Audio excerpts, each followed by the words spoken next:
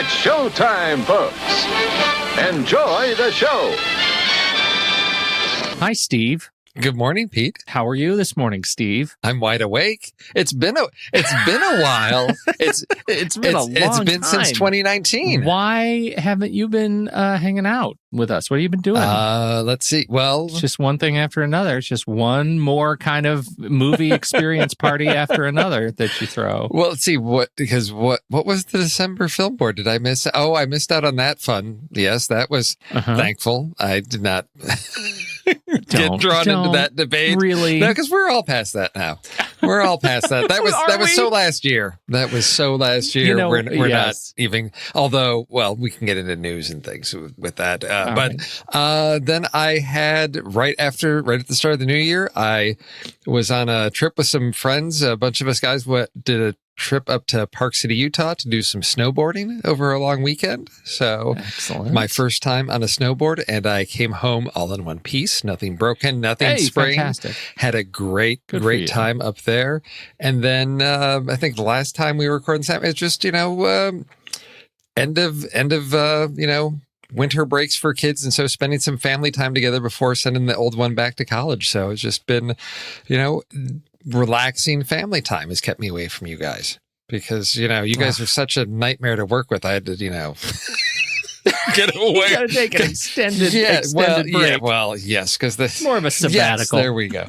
And catching up on movies. That the nominations are out, I'm in a pretty good position where there's only 3 of the Best Picture nominees that I have not seen. So I'm not in furious catch-up mode over the next couple of weeks. I've got a few that I can get around to, and I have a plan that I can make that work. So, I'm feeling pretty good about my movie viewing habits right now. I'm happy for you. It's a funny year, right? I feel like there was a funny headline. I can't remember who posted it. It was maybe it was Ray in the community who said the Oscars are really bucking tradition by picking or nominating films that people have actually seen. And yes. I'm definitely in that camp. I think this is as prepared as I have been for an Academy Awards between nomination and actually watching the ceremony as ever. And I care the least about it that I've ever cared. Yeah. It's just why now? Really? Yes. Why not when I was 22 and following feverishly? So anyhow, it's looking pretty good. I have a new pledge.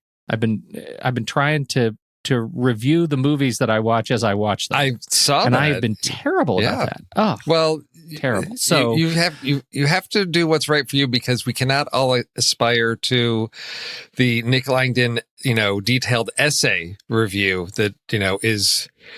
Whenever I review a movie that Nick has reviewed, I read his review. A lot of times I will just reference him and say, well, I liked it. Read Nick. Or, I had issues. Go to him for the details on this because... Well, that's why I would say, Steve, that we can aspire to doing those kinds of reviews for every movie we watch. I don't, for sure. But I'm finding, and maybe you are in this camp, I'm finding that as the years go by and the number of movies that I watch increase, like I'm just... forgetting, I'm confusing them, and I want to be able to go back into a record somewhere and just remind myself, now wait, how did I feel about that one? Really?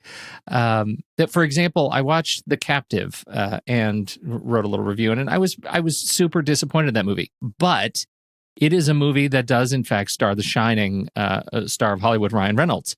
I might look at that poster in 5 years and see that brooding Ryan Reynolds bearded winter face and be like, oh, that's Rai. I loved that movie. I didn't love that movie. It's not a good movie. So I feel like I need a record. I need to have a record in place. So I've been just trying to stay on top of the movies that I'm watching and movies that I have already seen that I just want to watch again and get those reviews in. So, I took care of Joker, which actually was one I hadn't seen. So I watched Joker, I watched Logan Lucky and Booksmart and Hereditary. That started a whole thing. I've now watched all of Ari Aster's films and shorts, and I've done the whole catalog, so I feel like I know where I stand there. And The Captive, And what else? Noel, Rendezvous. I mean, I've just really tried to, this week was just like, I'm going to start a new thing. When I turn something on, I'm going to get it reviewed. And it feels pretty good so far. No, it feels pretty good. I tried, I think 2019 was the year that I tried to be more consistent with writing reviews. Because if I go back to 2018, I may have just been giving star reviews in Letterboxd, but not really writing down my thoughts. And it's for the same reason that, yes, in 5 years, when I look back, oh, how did I feel about that?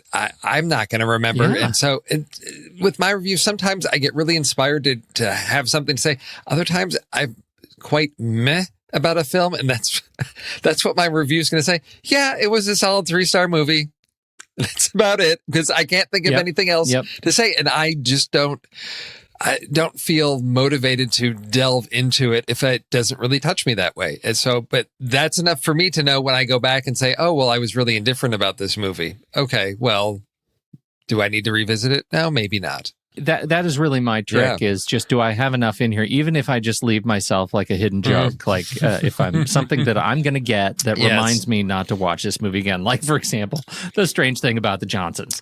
I'm not probably going to revisit that movie. Yeah. It's a short. I'm still not going to revisit it, but it needed to have a note assigned to it. So that's my real goal. I want to end. It was the Letterboxd personal year in review when everybody started sharing screenshots of their Letterboxd stats. And I mean, as somebody who's been doing this podcast for 90 some odd years, it feels like I should have a little bit greater momentum in Letterboxd. So I've been really kind of taking the pulse of the community, trying to figure out who has some best practices that I can adopt. I can be better at this. And start getting some more thoughts out. So that's what the big year is. Write more reviews, and I think you need to join me on this. I will work on that, because you asked about habits, and so I hit the flick chart right away, because sometimes when I'm not sure, when I'm thinking about it, not necessarily in terms of star rating, but just like, well, how do I really feel about this film? Like, yes, I enjoyed it. And this, I guess, is for more of those 3-star films in the middle, where I'm not like, oh my gosh, this is a great film, or that was a waste of time. Something in the middle. Going through the flick chart will sort of give me that. It sort of primes the pump there, because as I'm ranking it against things, it gives me a sense of, well, it's better than this. It gives me a reference point for writing that review of how I really feel about it right after watching it. And so the flick charting just helps me maybe solidify some feelings about it. And then it gives me that momentum to dig into a review a little bit, because it forces me to make those choices. Well, like, how do I feel about this compared to, Mad Max Fury Road? Okay. Then I can talk about that. And sometimes that keys some thought. So as soon as I finish it, if I can, when I get home from the theater, try to, crack open the laptop, sit down, flick chart it, and then we'll open up the Letterboxd and start jotting down some ideas. So that's because if I don't do it right away, I'm not coming back to it. I know some people will give it some time.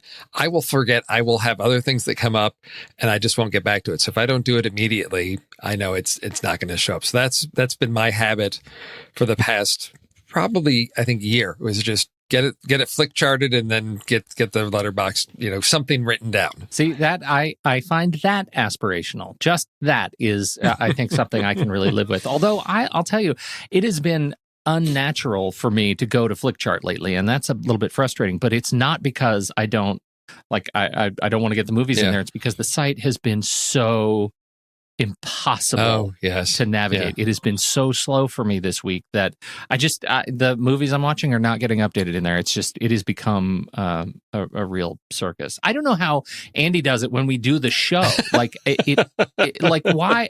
How does it not take an hour of our recording time just to run stinking Flickchart? It's so frustrating. Because he's got connections to a dedicated Flickchart server somewhere. I don't know. He has a Flickchart DNS. Yes. He's already in the server. It's actually running under his desk. Actually, it's in the box under his desk. Do we have any news? Oh, I've got a whole bunch. You got of a raft. I've got my Star Wars news, because there's a couple things that have come up just within the past couple of days. The first is that, and I think there was already some talk about this on Discord of Disney has announced that Taika Waititi has been attached to a Star Wars project. I'm okay with that.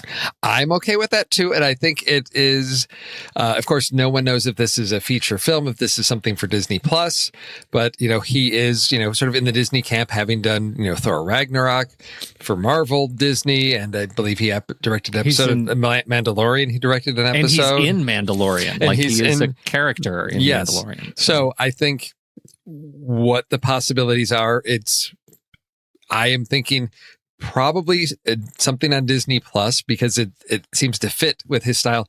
And I think I'm hoping they're going to take a little break from what they're doing on the big screen and come up with a plan and look at what worked for Marvel of having the large picture mapped out. If you're going to launch into a series of films, plan this thing out from the get-go of let's have a completed arc and then go into it, rather than sort of winging it, I guess, to wrap something up, which leads me into the second piece of Star Wars news, which is there are now bits and pieces of story about the Colin Trevorrow script of what his initial Star Wars story was going to be. And again, it's on the internet. I don't know how much has been verified, but, the fact that Finn and Rose, there was a whole huge chunk of the story about them. I think that the title was Duel of the Fates. So there's, of course, I'm waiting for, the fans to demand that, they go back and actually make that movie. But it speaks to the power of these stories. And I think the fan fiction that is out there, it's like, if the producers of the content do not deliver what you want, go create your own. If you've got that story to tell, go do it. There's a whole internet out there and communities that will embrace that and celebrate that, and you'll be able to put that into your head and replace the things that you did not like about Rise of Skywalker. And you can say, no, this is how the story ends. This is really how it ends. We don't have a puppeteer, Palpatine, dancing around in a fleet of imaginary ships. No. That was all a dream. This is the true ending of the Star Wars trilogy. Wow. I missed a lot of the hue and cry because I kind of took myself out of the conversation. It was one of those where I feel like I was judging it on what we got, knowing in the back of my mind that I could take part in the political conversation and the poison fandom conversation anytime, because it's all back there. I got it. I know the language. But this is the Pete chooses joy strategy for Star Wars, and I just wanted to enjoy the pointy bang bang parts, and I did. Yes. Do I like The Mandalorian more? Yeah, ultimately I do. And is the bar pretty low for The Mandalorian to cruise over? Yeah, it's already pretty low. I'm not saying I don't like The Mandalorian a lot. I'm just saying the bar was already pretty low. Yeah. But you know what's interesting? It's the J.J. Abrams thing. I feel like I was able to come to terms with the movie that we got because I changed the way I understand J.J. Abrams. And what I had in my head of J.J. Abrams was that we were going to need an auteur filmmaker name for him. In the early days, I had such high hopes for his foray into filmmaking. I really did. And I realize now that those hopes were misplaced, and that actually he's a utility guy, right? Yeah. It's okay to let go of the mystery box and just know that he's going to come together and do and execute the marching orders that he's given. And it'll be flashy and it'll have a tone and a feel. I'll know a J.J. Abrams film, but not necessarily because of its inherent mystique, but just because of its workmanlike presence on screen. And maybe that's okay. And because we all need a little bit of Ron Howard, Yes, exactly. So it's fine. It's fine. And that's where I sort of leave it. There's part of me that really wants to click download and just read this script. Yeah. The Duel of the Fates. Yeah. I have decided not to do that. I'm moving on. No, it is. And it's okay. And I have, as a family, we started getting into The Mandalorian. I think we are maybe halfway in, and it does take us a little bit longer to get through an episode because that darn baby Yoda, it just every time he comes on screen, my daughter's like, he's so cute. I know. And I'm like, okay. When you have to stop the show to cry. That darn child, I know. kid. Yes, but it's pretty good. I know, and and I think it was the best outcome was for me to watch that after the whole Skywalker saga to say, okay, that's done. Now I can move forward in what is next for the Star Wars universe. And I can go into this and not be expecting or thinking about what are connections that may be there, or anything like that. Just say that chapter is closed. I'm moving forward and this is The Mandalorian. This is a new story in this chunk of the universe. And take that for what it is. Well, I think that's a really good point and a great perspective that, in fact, Mandalorian is exactly what I feel like I and maybe generously we have been asking for, which is just show us what's going on in another part of the galaxy, right? Yes. Show us what's going on somewhere else. Not everything has to be connected, even sort of parenthetically, to a Skywalker.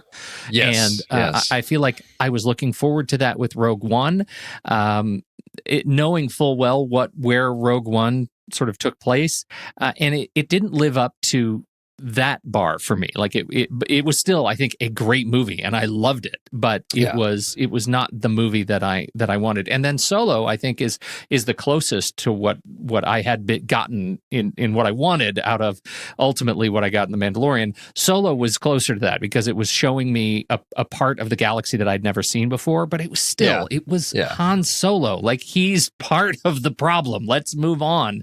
Right. And so I think Mandalorian is an answer to sort of a fan's prayer for something new in this universe that I do love. And so it took me a little bit to get into it. I was, but now I'm a fan.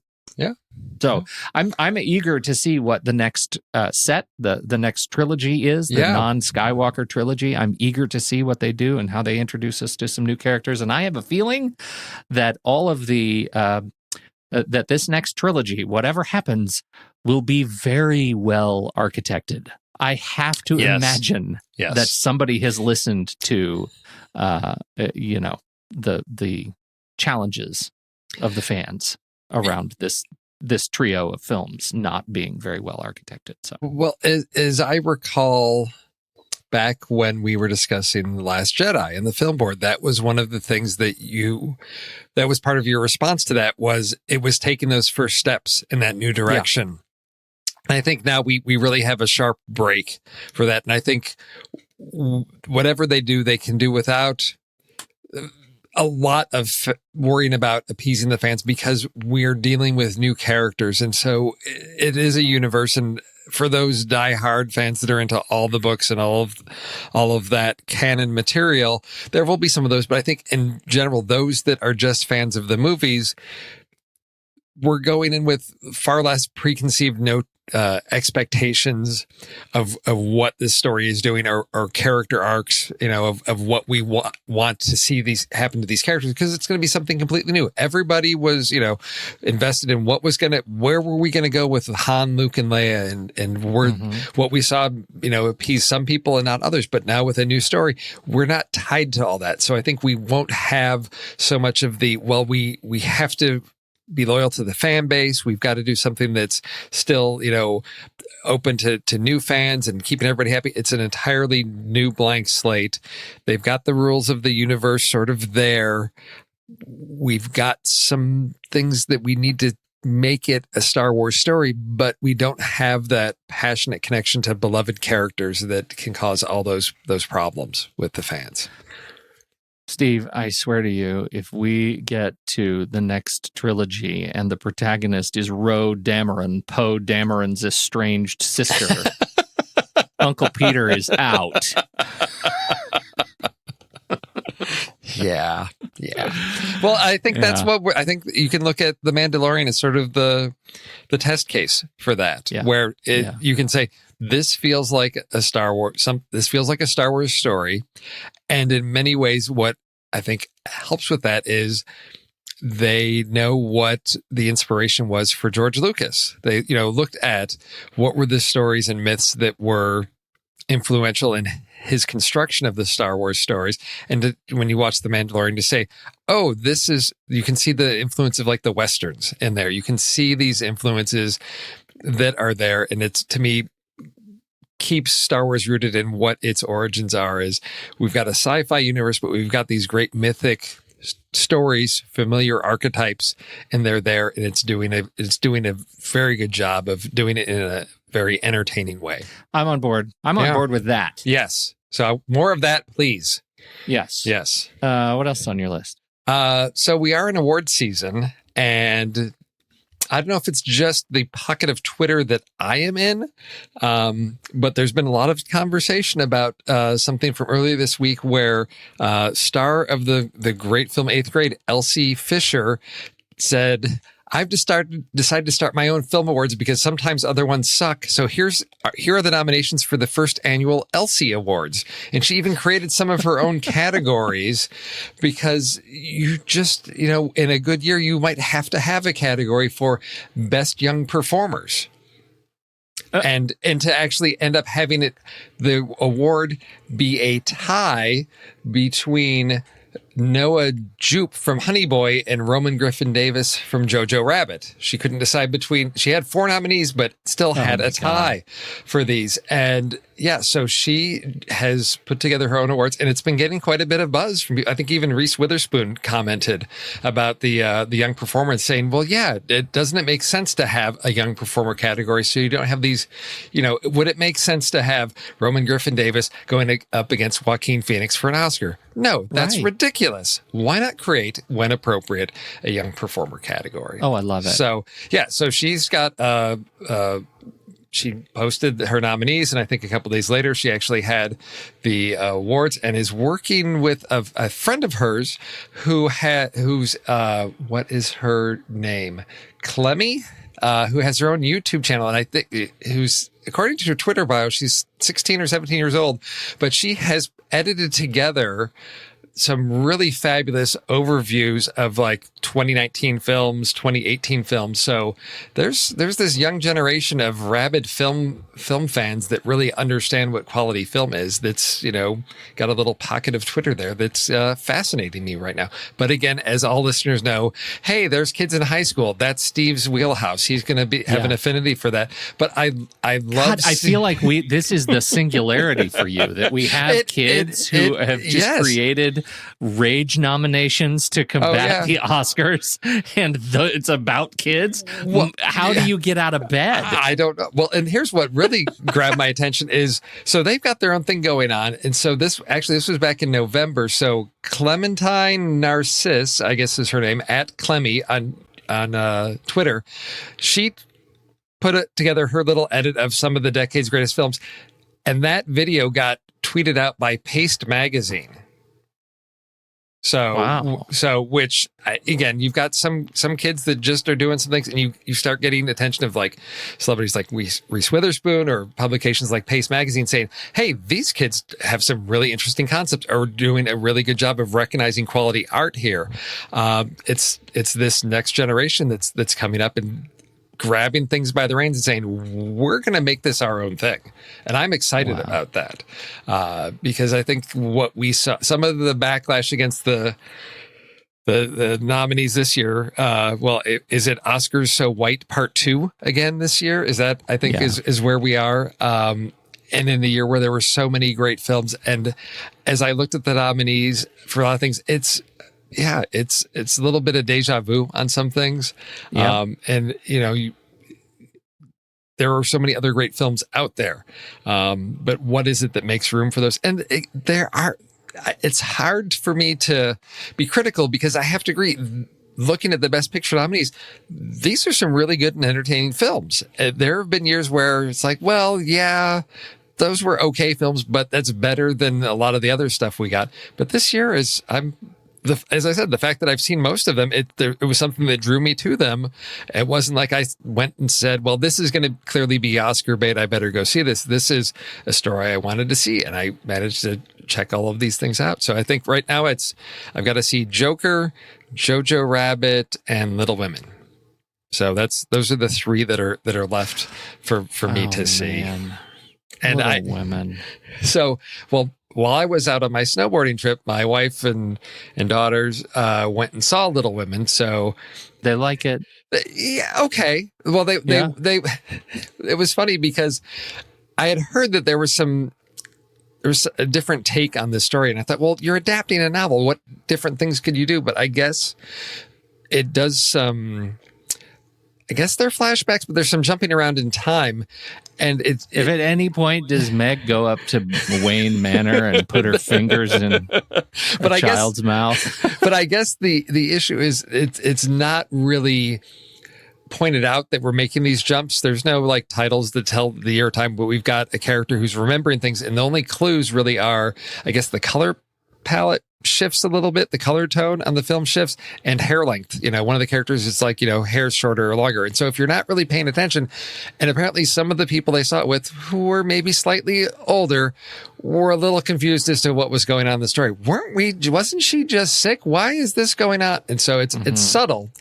And I don't know the story well enough to know why that choice was made, to do that sort of non-linear structure with that.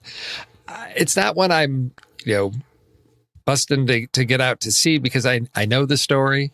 I am more excited about Jojo Rabbit to see that. And then after just skimming over your review of Joker, I don't know that I need to, because it seems like I know everything I need to know about that film. You do. It's overrated. That it's about the performance, it's not the film, and I'm like, I got other things. This is you got it. This is sort of my goal for this year, and Andy helped set the tone early on this year by challenging me to watch that horrible movie, Hard to Be a God, and that's 3 hours long, and he only made it an hour. I made it about an hour, and in all honesty... Really? You guys chickened out? I got through the whole thing. I think it was because of Nick Langdon again. I think that was what? Not a great experience. Wait, you did go through all 3 hours of that? I did. It took me 17 days. Because I watched it on Canopy, and after about 45 minutes, I look over it, and this is one of the things I love about Canopy for when I do Trailer Rewind. If I need to go back and revisit a movie, I can, just like on a podcast, crank that speed up to like 1.5. So I'm like, okay, there's a lot of slow walking through mud, and I'm like, let me just bump this up to 1.5, and maybe this will make it less painful to watch. And I got to a point where just as Andy had said, he read on Wikipedia what the story was about. He's watching this, and I'm thinking, I have other things that I can do with my time. If there are so many other movies to watch that I need to get to, I don't have the time for another 2 hours of this. And I appreciated the style of it, and perhaps if I had read the novel, but I just wasn't connecting with what the filmmaker was trying to say. And I said, I'm not a completionist. I can walk away from a movie saying, I get the gist of it. It's not for me. And I'm going to go on, particularly when it's 3 hours. Yeah, it's a lot of life to give up for this movie, especially when I tell you, the hanging of the intellectuals. I mean, just the whole, there is just some disquieting stuff in this movie, but it's one of those things that it is in the collection of films that I am glad to have watched, and I did not enjoy the experience of watching it. I absolutely I feel like I'm giving honor to the 15 years that it took him to figure out how to make this movie, and that and his death, his untimely death around it. Like, it was there are reasons to honor that. It is still up on Canopy. I just checked. That's where I watched it too. Oh, yeah. And so if you haven't seen it, it's a very difficult thing to watch, but certainly. I love the concept of it, of this idea of, here's this planet where basically the Renaissance doesn't happen, and intellectuals, it's a bad thing, and all of this. I love that idea of sort of a thought experiment of what would happen to our world if we, pushed aside, progress, science, and learning, and what would that do to a society? And I think there's interesting concepts within that, and particularly when you think about when this novel is written and the culture that it was written in, there's a lot of layers of things going on there. And that's why I thought I'm going to love digging into this.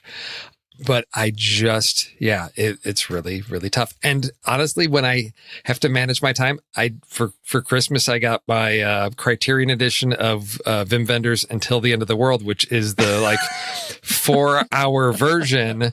And I have not seen this movie in a long time. And of course, the theatrical release here was just a little over 2 hours. So I've got to find time for the 4.5 hours of Until the End of the World. That I'd rather spend my time on that on a Saturday afternoon than going through the mud and bodily fluids of Hard to Be a God.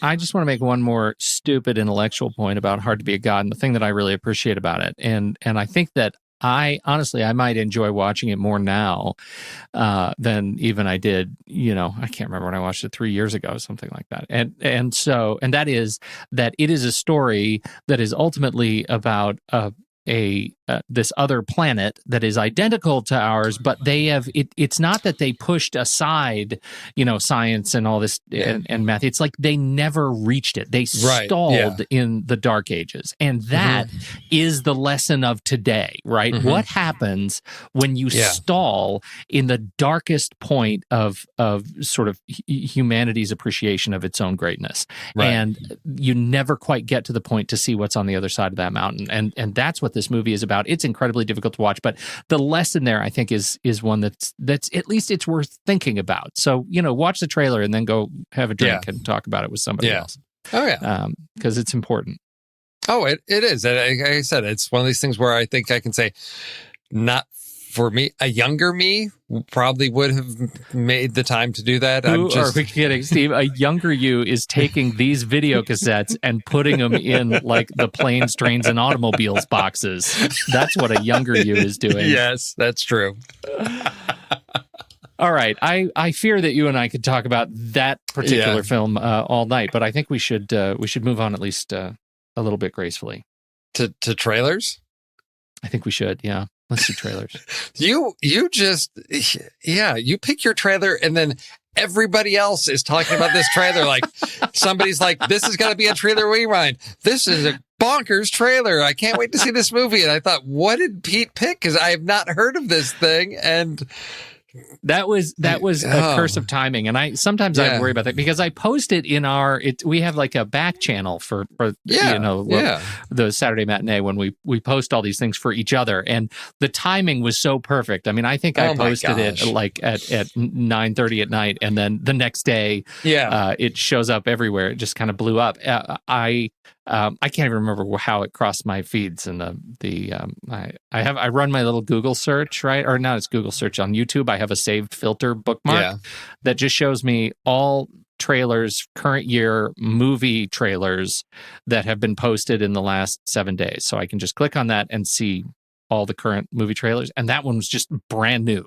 So I'm talking about, of course, Guns Akimbo, a 2019 action comedy film written and directed by Jason Leigh Howden.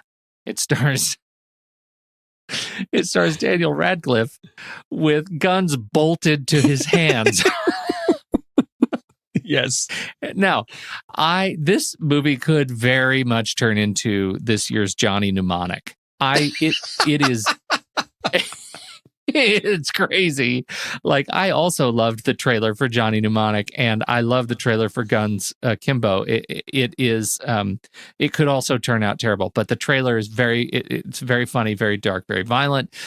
There is there's a video game, or it's a sort of dark web internet game where you're just assigned to go fight other strangers across the city, and it's all broadcast on the internet. And so Daniel Radcliffe's character gets roped into this. And let's just say Ready Player One, there's already a strong female character who's in the film, and she's an expert at wielding all of her tools of death. And they pair up and they fight gangs and all this. And the gang's known as Schism. Yes. Which I think is amusing. I find myself really attracted to these sort of frenetic action films, and it's one that, you know, when it goes from the violence of and the action of the gunslinging scenes to watching Radcliffe with his hands bolted to guns try to open a door, I was smitten. I was absolutely smitten. Or pull up his pants, because that's one of those things where you like he wakes up with the guns bolted to his hands, and I'm thinking, hey, he can't do ordinary daily tasks. But I'm assuming the idea is he's an unwilling participant, so they've got to make sure he can't put the guns down. He's always, yes. And it's going to create all kinds of great moments where, you know, he just walks out on the street. He's got guns in his hands. The police are around. He's got to figure things out. But yes, from the sort of screen capture there on YouTube, it's like, here's Daniel Radcliffe with these guns, and I'm thinking, oh, okay, it's an action thing. I had no idea the ridiculous comic element to this movie, and I'm so glad they embraced it, because the concept is so ridiculous. Yeah, it was several years ago. There was the one with, what was it, Nerve, with it's exactly what I was thinking about. They took that and said, this film takes itself too seriously. Let's really have fun with this and just go to 11 in all the right places with this. And this looks like a tremendous amount of fun. Yes. Yeah. When can we enjoy this? Well, I do want to just point out Jason Lee Howden. I mean, he hasn't done this. I believe is his first feature. No, he did Deathgasm, which I did not see. I've never even heard of that. Yeah, it was 2015. But if you look at his resume, the guy he has been on the visual effects department. Looks like he comes out of Weta Digital, and has worked on visual effects for everything from Ghost Rider: Spirit of Vengeance, The Avengers, Prometheus, Abe Lincoln Vampire Hunter, The Hobbit: Unexpected Journey. He is it seems like his expertise is in rotoscoping. He's done a lot of rotoscope artistry, but visual effects in across a number of the contractor companies for these biggest of the big movies. Yeah. And so I always get excited when these action movies come from people who are stepping out of visual effects, because I just love what they do. I think it's a really exciting sort of trajectory for the resume. So I'm really looking forward to it. It is. Well, same thing. I mean, you look at, John Wick, we've got some stunt guys that, Stunts. Okay. It's like, well, yeah, we can have a story, but people don't really care. They're here for the action. So let's just give them that and give us the best version of that. Right. And that's what I'm seeing with this Guns Akimbo is we don't need a story. Just give us some, little framework of something of, oh, this poor pathetic loser and he's got guns strapped to his hands. Go have fun. Yeah. Yes, I will show up. It's Daniel Radcliffe. I'm there. John Wick. I was listening to another podcast and somebody said, how would you describe, I haven't seen the end of John Wick. How would you describe it? And they try to go about describing the plot of John Wick. And one of them says, wait a minute, you're wasting time. John Wick kills everybody and gets a dog. Yeah. Move on to John Wick 2. That was the end of it. I'd say that's all you need. That's all you need. So, Guns Akimbo, what did we say in terms of when it comes out? We get it.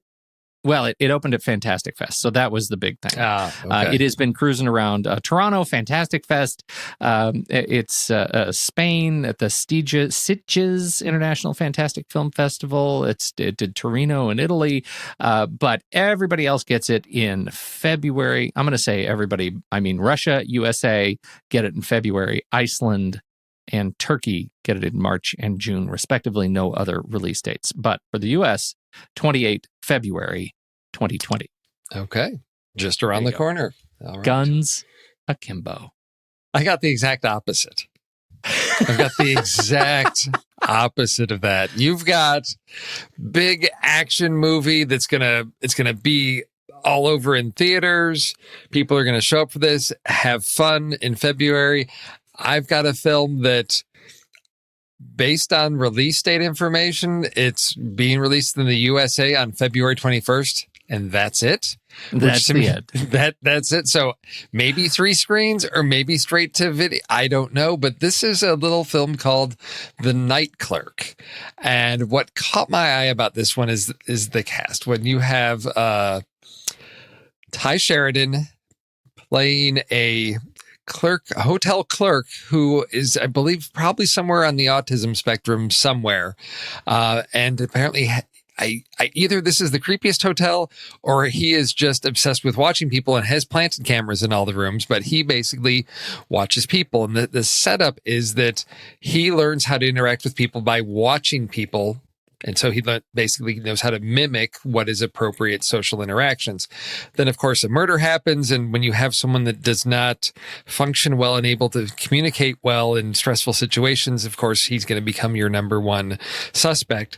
But is he just a witness to a crime? Is he being framed? What's going on?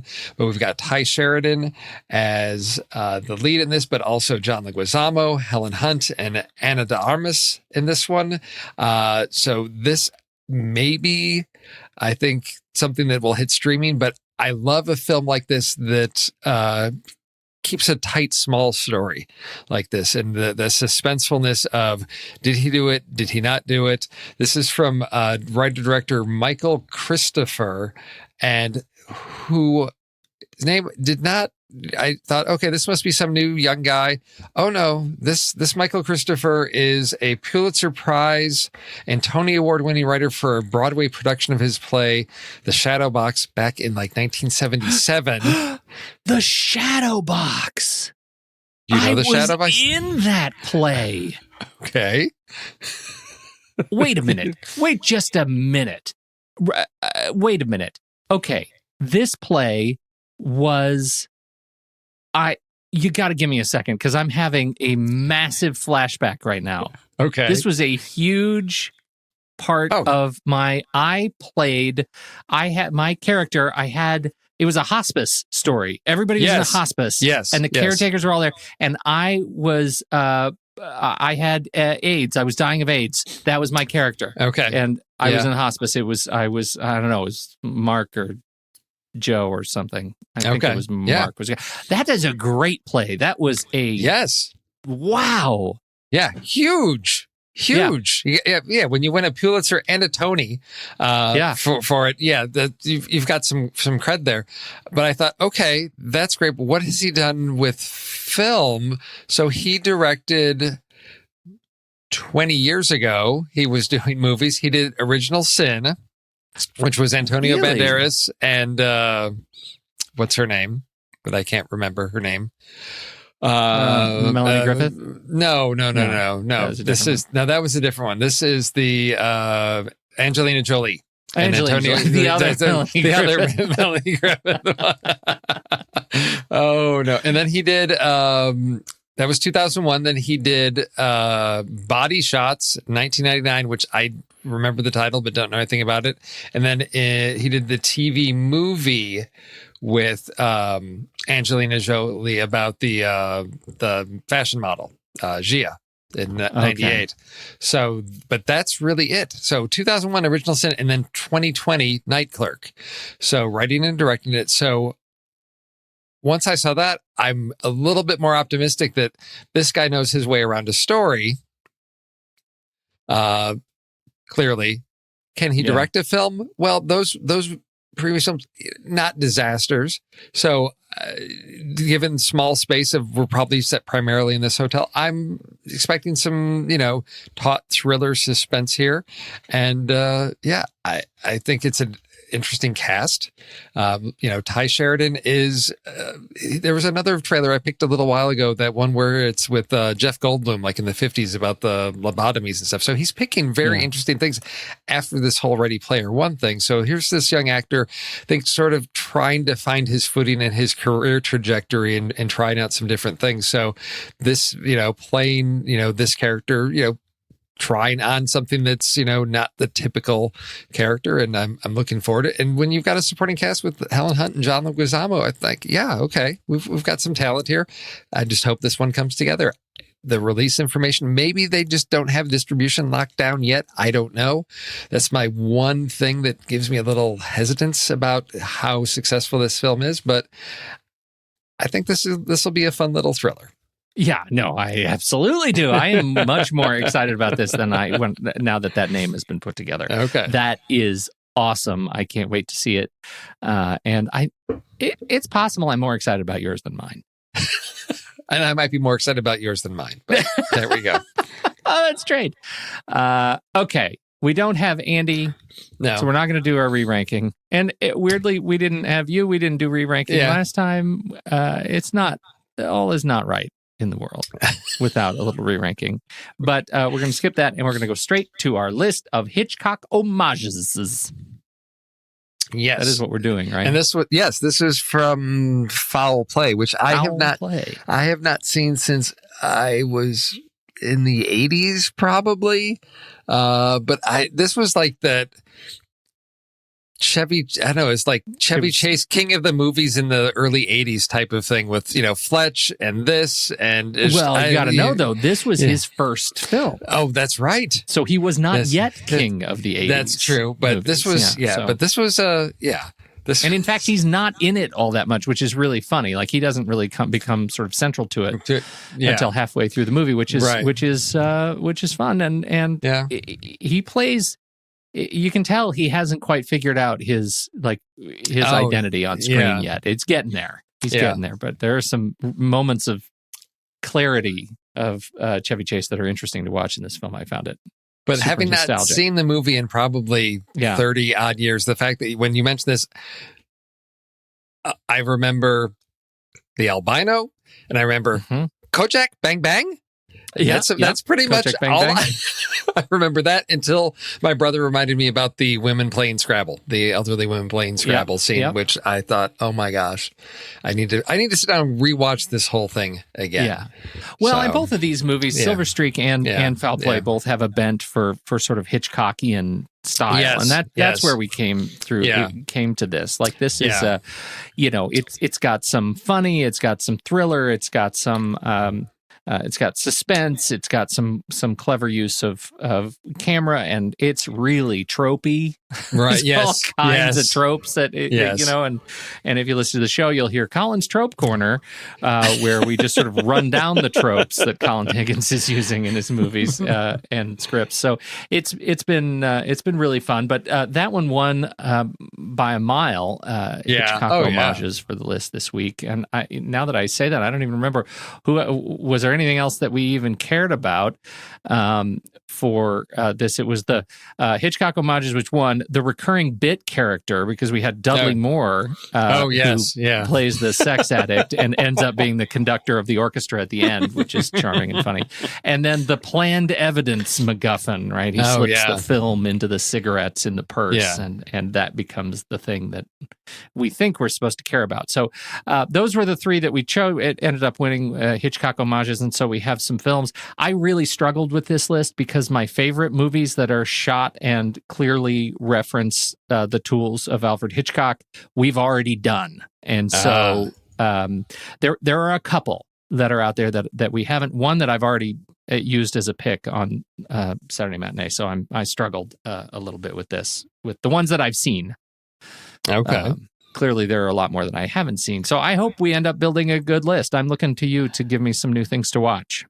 Oh, okay. I'll see what I can do. Because this was it was a challenge, because there's it's an almost overused term of like, oh, it's Hitchcockian. And I saw several lists where it's like, oh, these films are Hitchcockian. And I looked at it, I said, what are you talking about? Just because a film has some type of suspense thrill to it or something doesn't make it Hitchcockian. Or people will take one of his little elements and say, well, oh, here's this thing. Oh, well, Hitchcock had this thing for blondes, and here's this blonde in peril. And I'm like, that does not make it a Hitchcockian film, people. There's a little bit more complexity to it, I think. Yeah. And so, but then the homage piece is, there were one or two that came right to mind that I thought about. And then there were others where I had to do a little bit of digging and refresh my memory on some where I'd say, yes, I remember seeing this and feeling, yeah, this feels like a Hitchcockian type of thing. So it's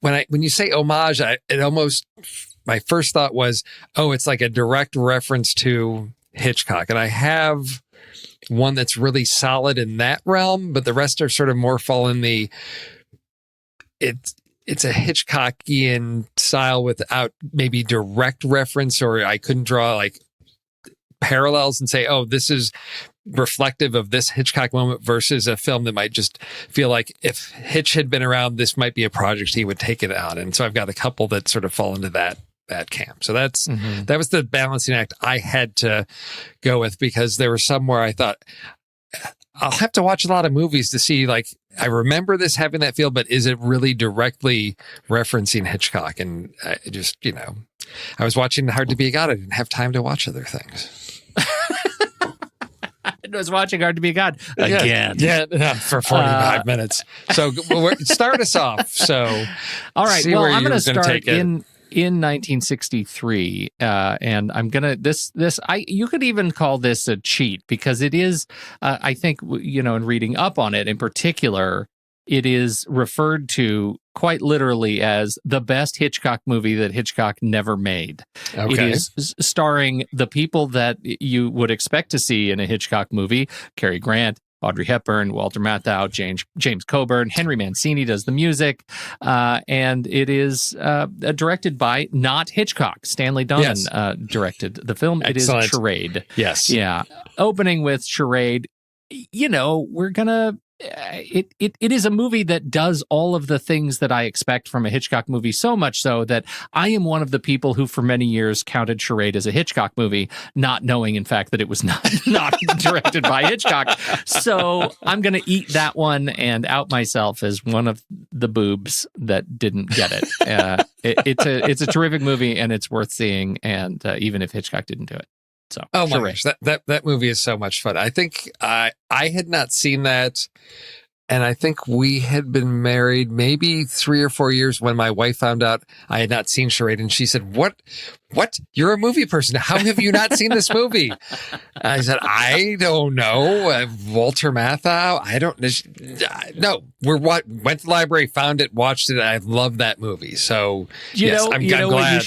You should watch it after you watch Marriage Story on Netflix. Go watch Charade, because especially if you're married, yes, it's a different kind of Marriage Story, and you'll just feel better about everything. Okay, there we go. All right, what's yours? All right, so if there's somebody that you look at a film and say, well, gosh, they just want to be Hitchcock. One director that will always come to mind for me is Brian De Palma. And if you're going to do a direct Hitchcock homage, and this is, I think I saw Body Double when I was working in the video store at high school and had just seen Rear Window probably just a few months earlier than that. And so when you have a character who's basically tasked with watching, the neighbor across the way and sees a murder, and is it real or is it not? And then De Palma takes it in a he takes things into crazy directions. But for me, this whole setup, the premise of Body Double, of watching the woman nearby and seeing, horrible things happen, is a direct homage to Rear Window. And I think so much of De Palma's work, and I had to debate, do I include other De Palma films on there? Because I think there are many other films he has done that you can see the direct influence of Hitchcock. And so many of his earlier films, I think, are an homage to those. Mm-hmm. But if I pick one, I'm going to start with Body Double. That's, for me, a good entry point into De Palma. If you haven't seen it, it's been a long time since I've seen it, but it is, for me, really captures that homage element. Yeah, no, I think this is a great pick. I mean, when you talk about, I think those two things that Hitchcock does really well. One is just it's not so much about the jump scares, but about building suspense, and the fact that the audience is in on it. Mm-hmm. In ways that in a normal sort of suspense thriller the audience is not. Like, that's the whole idea that we are voyeurs, right? Yes, I think is a real Hitchcockian thing. So I think that's a great pick. Mine, I am going to go to 1975. I think this is the first political, I think I should say, political spy thriller that my parents deeply wanted to show me as a kid coming of age in learning about film. It is a Sidney Pollack film. It was written by, is based on the novel by James Grady, written by Lorenzo Semple Jr., stars Robert Redford, Faye Dunaway, Cliff Robertson. It is 3 Days of the Condor. When you look at the unsuspecting boob getting caught up in a story that is much bigger than his pay grade, that is, for me, this movie. This movie treads, I think, kind of a fine line, because he already works for, the government, but who he can, discovering who he can trust, that is, we're on team Redford in this movie. We're on team Turner, and it's our job together to figure out who we can trust and who we can't, and I think that is another Hitchcockian thing for me. So 3 Days of the Condor. Oh, great film. And you're working your way chronologically. Interesting. I'm trying. So am I. Excellent. I'm only jumping forward a couple of years, because when I think of Hitchcock, one of the elements that I think you guys talked about it when you were discussing this as a possible topic, is that idea, sort of like the ordinary person, the everyday man that gets drawn into some really complex criminal element. There's this seedy underworld, something going on that this just regular Joe gets drawn into. And for me, my second pick is a great example of seeing this as a teenager. It was a pretty disturbing film, but the idea that, you just might be walking through a field and find a severed human ear could lead you into a really disturbing world with Isabella Rossellini and Dennis Hopper in David Lynch's Blue Velvet, with good old, Kyle MacLachlan as our poor innocent, suburban kid discovering the darkness that, is going on in his community. It's a good one. And man, I can't look at Kyle MacLachlan and not think that movie did something to your career, man. Oh, yes. That movie, you took a hard left turn from there on out. That's a great pick. My final pick is, this is the one that I've used before. This is a little bit of a retread, and now that I say it, I can't remember what I haven't gotten that far in my databasing project for Saturday Matinee. Maybe you remember. It is a film from 2008. And if you would have told me, hey, Pete, you're going to repeat pick a Woody Harrelson movie on Saturday Matinee, I would have been shocked, but I'm going to do it. It's Trans-Siberian. It takes us on a train. It is a train journey from China to Moscow. It is there is a murder. Our American couple encounters mysterious travelers. There is mistaken identity. There is identity switching. There is Ben Kingsley. Come on, it has a lot of the sort of Hitchcock celebration of Hitchcock, the audience's voyeur, the MacGuffin, it's hypersexualized.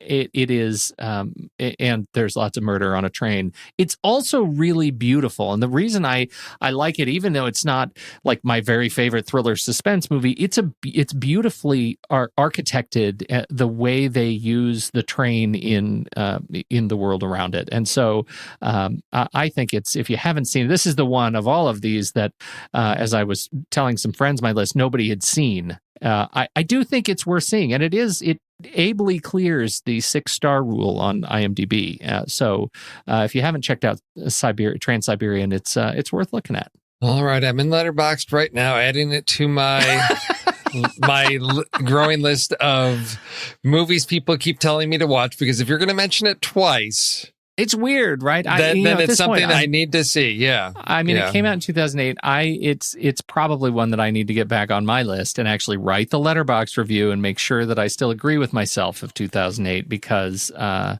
have fond memories of it, but you know how that goes. So. But you got the IMDb stars to back you up there that it's not a guilty pleasure. It's one that definitely, it's legit. It's a legit pleasure.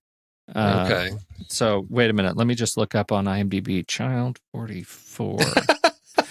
Yeah, that's a 6.5, Steve. So I'm worried about the whole rule. Anyway, what's your last pick? Okay, my last pick is let's see, what year is this one? I think I'm doomed to stay in the 80s with this one. Yep, I'm just going in 2-year increments. That's what I'm doing. I'm moving from 1986 to 1988. And this is one that when I saw this in the theater, it was the first time I felt like a filmmaker really effectively was able to convey the mood and sort of mindset of a character. And I don't know if it was the music, if it was just the color palette in the film, but this is Frantic with Harrison Ford, where, that jet lagged feeling, and he wakes up and his wife is gone and he's disoriented. And somehow Polanski just was able to do that in a way where I was going along with the story, but I could just really empathize with the state of mind and that haziness that Harrison Ford is in, trying to find out what's going on. I'm in a foreign country and trying to find things, and it's just that that worked really well for me. And for some reason, it just felt like very much unfinished, like a project that Hitchcock would have latched onto, of this guy trying to find his wife and all the problems and struggles of doing that and getting involved in all kinds of craziness and doing ridiculous things. I think as I was looking at this one, somebody said, hey, if it wasn't for this movie, we might not have, Liam Neeson movies like Taken and, whatever. This sort of was that first primal one of, I'm taking on this entire city trying to find my wife. You know what else we wouldn't have? What's that? I think you do, Steve. Oh, no. Like Harrison Ford, I'm getting frantic. Like Sting, I'm tantric. Like Snickers, guaranteed to satisfy. I'm just saying it's possible. It's possible. The entire Bare Naked Ladies catalog hinges on this movie. On this movie. Okay, that's true. I didn't even think of that. That is another great pick, and Yeah. it's another one of those. See it for Harrison. Yeah. See it for Emmanuel Seigné. See it for Betty Buckley. Don't see it for Polanski. We get it. Right. Yes, exactly. We get it. Okay. All right. That was a good list, actually. I'm impressed with that list of all of those. Good list. Yeah. Yeah. Nice work. Next week, I am sure that you will be able to contribute to the theme for next week, right? Because it is the classic 9 to 5. How many times did you watch 9 to 5 when you were working in the video store? A lot, right? Not when I was working in the video store. It was like when we first got cable TV, like HBO. I remember that being on a lot. And I remember finding lots of it entertaining, but thinking, I don't know, this isn't a movie for kids. Because there were lots there were lots of things I didn't get till like later on, where I'm realizing, the character that Jane Fonda is playing, because I did not have any concept of Jane Fonda as a social figure of who she was. I did not know anything about Barbarella and then Vietnam and Jane Fonda and all of that. So yes, it's been a long time, but I know the story. I know the story, but it's been a while, because it's just I don't know. I'm afraid to I guess bring up, I don't know, childhood, I don't know, memories of this movie. I don't know. It seems like a very adult thing, because they attach them to a garage door opener, and there's crazy stuff going on in this movie. Yeah, it's possible there are garage door opener hijinks that work in this movie. It's possible that happens. They do. It deals with, there are all the issues that we hear about in offices today. It's not gotten a lot better. So the sexual harassment, yes. Mansplaining, boss-splaining. It is like maybe that's our first one, is other Me Too films that embody Me Too, the Me Too movement. Yeah. Okay. So hashtag Me Too movies. Yep. Okay, so we've got Me Too movies. We've got what else do we have going on? Kidnapping movies. I would say kidnapping. Yes, kidnapping. Yes.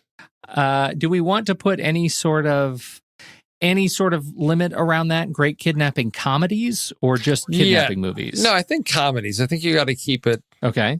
Great. I've already got my favorites. Keep it lighter. Yeah. Perfect. Yeah. Great kidnapping comedies. And what is that last one? The one that is, we could just say Dabney Coleman. Great Dabney Coleman movies of the 80s. There you go. That's right. Some real, let's see. Is there something related to hanging actors with or without the garage door apparatus? What about? I mean, so the kidnapping is that one part of it, but I guess when we got the Me Too thing, and maybe these are all get interconnected, but I mean, it's a whole I don't know, like mutiny or revenge type thing. I mean, it's this whole uprising type of piece to it as well. Yeah. Right? Because that's their whole thing. The Office Place mutiny. Yes. Yeah, exactly. Because I think that's important because we don't want to do real mutiny on a pirate ship. That's boring. No. That's boring. Office mutiny films. Yes, exactly. Yeah. Let's try it. I think okay. Challenging, actually. Yeah. Don't tell them that. That's what they're going to vote for. I screwed up. I did. Yeah, you did. I edit this thing. I'm going to cut that. I'm just going to beat myself out. Take that, perfect, listeners. All right. Yeah. Office mutiny movies, great kidnapping comedies, and Me Too movies. Okay. That is what we're doing next week. So, a good list. Thanks, everybody, for keeping up. And thank you all for supporting the show. If you haven't considered supporting the show over at patreon.com/thenextreel, we would invite you to do that. If you are a regular listener, for a few bucks, you get access to some fun things. You get access to the live stream of our recording sessions, and you get access to the Discord digital community online, where you can come in and talk to other film fans about what they love about their movies. And you can, you're buying yourself a great night's sleep, that you are supporting the world of independent podcasting by helping us to pay for the cost of producing the show. So we deeply appreciate your participation. Patreon.com/thenextreel. You know how else they can support us, Pete? You know what they can do? Please, would you do this one? Tell us. They can go to thenextreel.com/merch. Get some merch. /merch. Get some merch because I just made my watch. Well, I didn't make her. I said, hey, I think you might really enjoy watching Once Upon a Time in Hollywood. And we sort of talked about the Tarantinti aspects of that. Because she was pleasantly surprised. She said, it does get gory and violent, but she said it's not she's like, Kill Bill is just comical fun, but like Django and Hateful Eight, she's like, those got really uncomfortable. It was like a little bit much for me. And she said, I can handle the 2 to 3 minutes in this. And we talked a little bit about Tarantinti's violence. And so they can pick up their Tarantinti shirt, or they can pick up their I Am Patient Zero, because that's a great way to start the year, being Patient Zero for the year. Steve, you're so good at that. You should do all of our merch pitches. There we go. Oh, and I see we've even got the Green Marvel Movie Minute for season 2 of the Marvel Movie Minute. We got our Hulk out. Yes. That's right. And if you haven't gone into your, it's on a different feed, so you have to actually go into your podcast app of choice and search for the Marvel Movie Minute. But our last hiatus episode has been released. And so you can hear about plans for the next season, talking about the Incredible Hulk, and you can hear about the classic Eric Bana performance of in the Ang Lee Hulk as he takes on the Gamma Dogs. That is our last hiatus episode. We did talk about that, the Ang Lee Hulk, and I think we gave it some love. We definitely gave it some love. Not minute by minute love, but enough love. Enough love. So check that out. That's coming, and there will be new merch available for Marvel Movie Minute for season 2. That is coming. I have it on good authority that I'll get the art on Monday as we record excellent. this. So that's very exciting. Very exciting. All right. Let's put a fork in it, Steve. It's been great to talk to you. Happy New Year. Hondo.